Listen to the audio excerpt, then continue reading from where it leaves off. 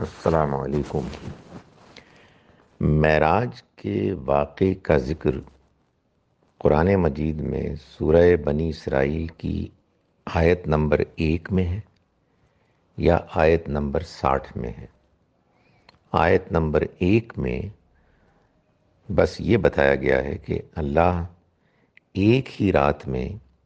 اپنے بندے یعنی نبی صلی اللہ علیہ وسلم کو مسجد حرام یعنی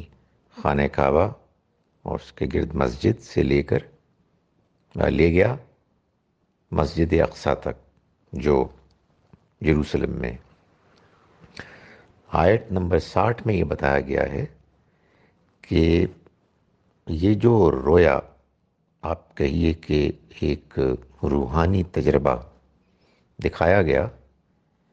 یہ بھی اللہ نے دکھایا اور یہ کفار کے لیے ایک فتنہ بن گیا، ان کے لیے ایک آزمائش بن گیا۔ باقی ساری تفصیلات احادیث میں ہیں۔ ان تفصیلات میں بعض باتیں ٹھیک ہیں، لیکن یہ بات جاننا ضروری ہے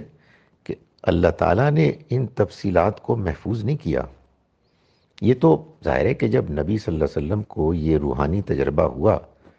تو آپ نے وہ باتیں بتائیں، کسی نے کچھ سنا، کسی نے کچھ سنا، وہ پھر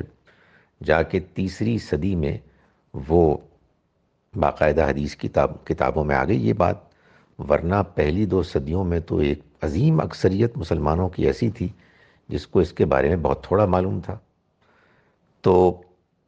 اور لوگ چونکہ بڑے فیسینیٹ ہو گئے اس سے کہ اس میں تو جنت کی سیر ہوئی، جنت کی تصویر دیکھی گئی، جہنم دیکھا گیا، آسمانوں کی سیر ہوئی، پیغمبروں سے ملاقات ہوئی، تو پھر وہ لوگوں نے کہا کہ یہ تو سب سے بڑا واقعہ ہے، اس لیے کہ قرآن سے معلوم ہوتا ہے کہ وہ لوگ بھی کہ جن کو قرآن نے ایمان کی دعوت دی وہ بھی کسی معجزاتی قسم کی چیزوں کی تلاش میں ہوتے تھے اور مانگتے تھے، اور یہ بات کہ مسلمانوں کے اندر بھی ایک سوچ پیدا ہو گئی۔ To cut a long story short, کچھ بھی نہیں بتایا گیا، ہمیں تو یہ بھی نہیں بتایا گیا کہ کون سی رات ہے،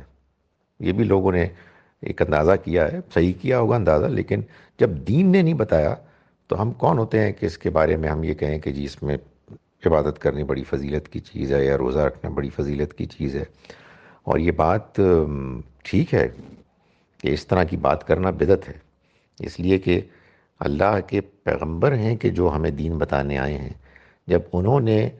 نہ اس رات میں عبادت کو خاص طور پر کرنے کو کہا، نہ اگلے روز روزہ رکھنے کو کہا، تو پھر اگر کوئی یہ کہتا ہے تو وہ اپنی طرف سے کہتا ہے، دین میں اضافہ کرتا ہے، اور دین میں اضافے ہی کو بدعت کہتے ہیں، اور اس کو ہمیں اوائڈ کرنا چاہیے۔